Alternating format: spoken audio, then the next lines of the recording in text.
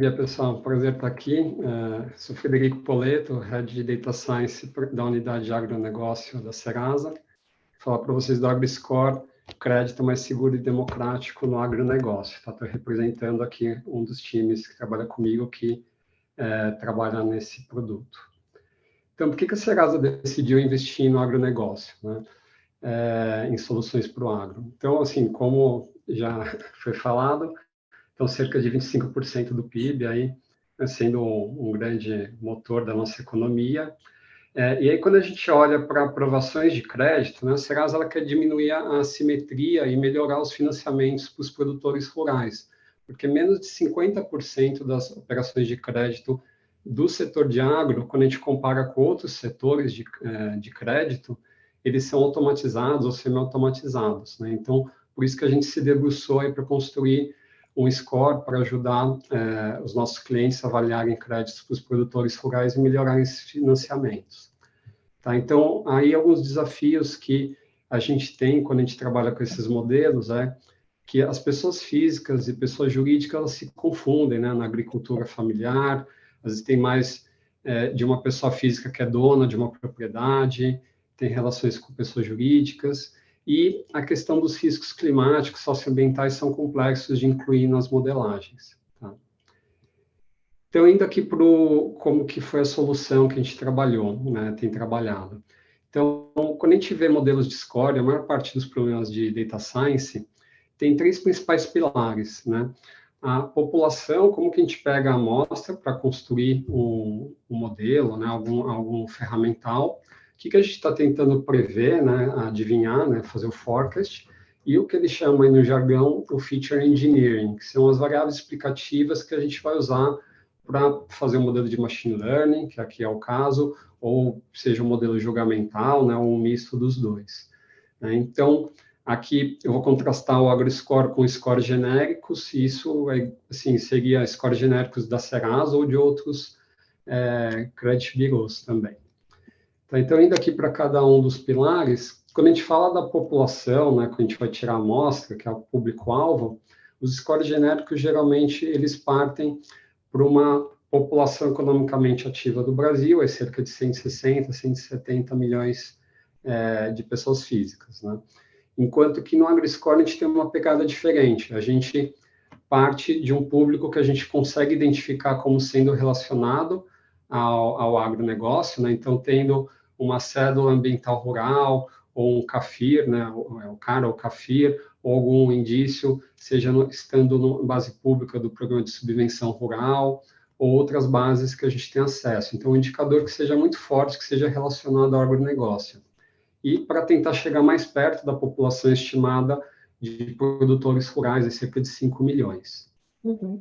Em segundo ponto, quando a gente vê para o que a gente está tentando prever, né, nos scores genéricos, eles veem qualquer tipo de inadimplência. Aqui no AgriScore, a gente foca, né, em inadimplências relacionadas ao agronegócio, né, então empresas do agro, seja de pecuária, insumos defensivos, máquinas agrícolas, ou, claro, mercado financeiro, cooperativas de crédito. Né? E o score genérico ele vai ter tudo isso e vão ter os outros ramos da economia, né? Então dívidas com telefonia, automotiva, comércio varejista, enfim, todos os outros segmentos, né? Isso para definir o que a gente está tentando prever, adivinhar, né? Variável resposta, ou também conhecida como definição de mal, né? O mal pagador no risco de crédito.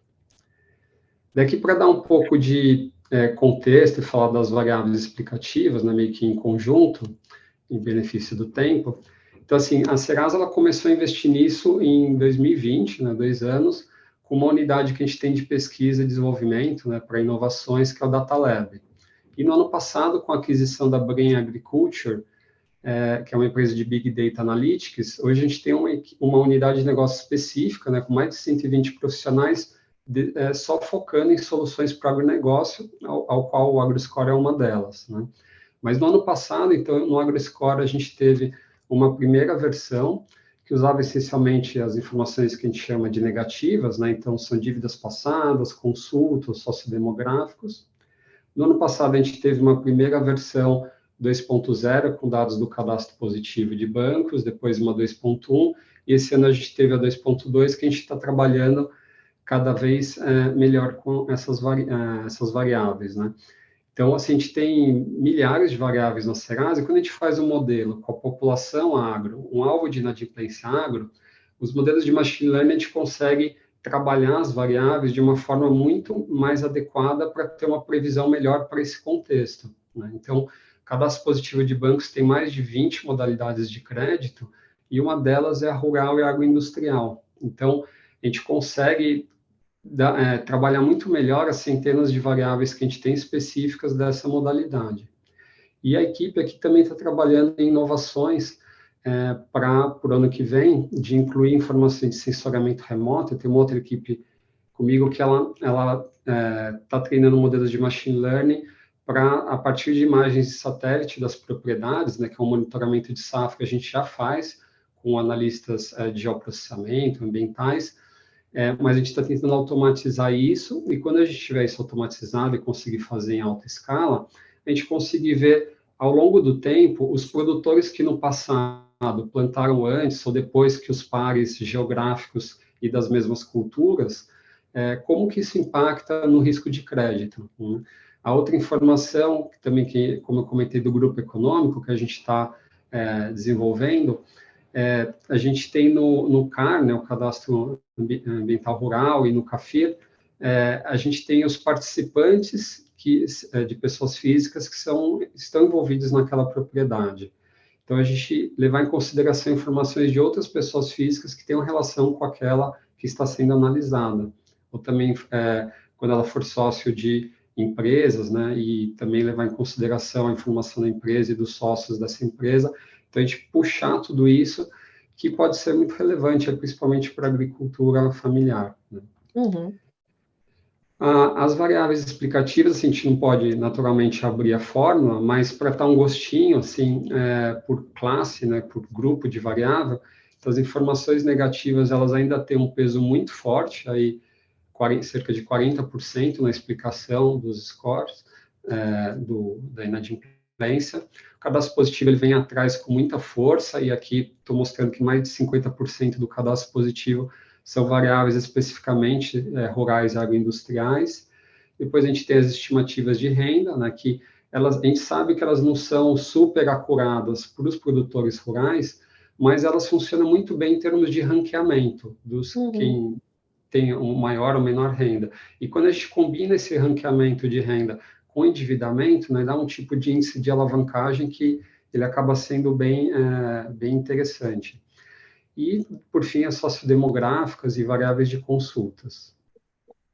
Aqui, para contar um pouquinho da dinâmica, então, alguns scores genéricos, muitos deles, de birôs, eles acabam, para a pessoa física, tendo um horizonte de 6 meses, né? Tem alguns que chegam a 1 ano, mas a maior parte 6 meses, ou até às vezes menos. E aqui para o agro, né, a gente, desde o começo, antes de usar o cadastro positivo, a gente usava 1 ano e meio. Com o cadastro positivo, como ele ganha maturidade e volume ali fim de 2019, então a gente acabou restringindo para o ano, mas a gente acha que entre 1 ano e meio é um horizonte bacana para trabalhar, né? Talvez a gente até nas futuras versões amplie um pouquinho, e porque tem essa dinâmica do produtor pegar um empréstimo para financiar os insumos, né, os grãos, os fertilizantes, o maquinário, aí ele vai plantar, tem o período de desenvolvimento da safra, depois ele vai colher, vender e pagar.